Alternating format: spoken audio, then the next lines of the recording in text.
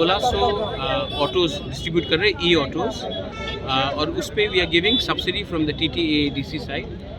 The finance और Bajaj is also helping us out and the beneficiary pay small amount. जो लोग आज unemployed हैं उन लोगों को भी एक एंटरप्रेन्योरशिप के लिए, उनका एक भविष्य के लिए कि उनका इनकम भी बढ़ जाए, इसके लिए हमने ये स्टार्ट किया है. सेकेंड इंपॉर्टेंट चीज़ है कि दीज आर ई ऑटोज़, तो इसमें आपको पेट्रोल या डीजल का खर्चा नहीं होगा और ये चार्जेबल है, रिचार्जेबल है. तो हमने हर घर में भी उनका ऑटो चार्जिंग यूनिट लगाया है.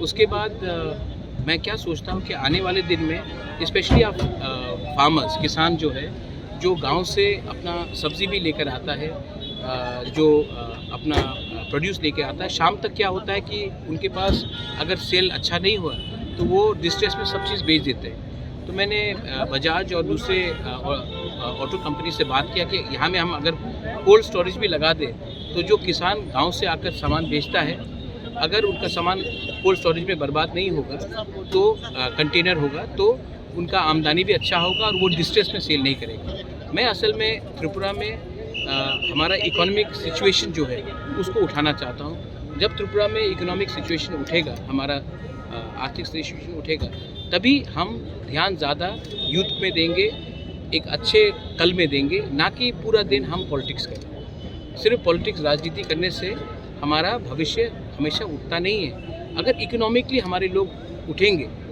तो ही हमारा कल अच्छा होगा. तो मैं इसके लिए हमने ये स्कीम निकाला था. 1600 ऑटोज़ दे रहे हैं और उसके बाद मेरा दिल में एक बात है कि जो टूरिज़्म भी करते हैं, जो टूरिस्ट ऑपरेटर्स भी, जिनको पैसेंजर व्हीकल्स भी, उनको भी हमें ऐसा रकम से हेल्प करना चाहिए कि हमारा एक आर्थिक सिचुएशन भी डिपेंडेंट ना रहे कि क्या हो रहा है पड़ोसी देश में, और हम खुद सेल्फ सस्टेनेबल.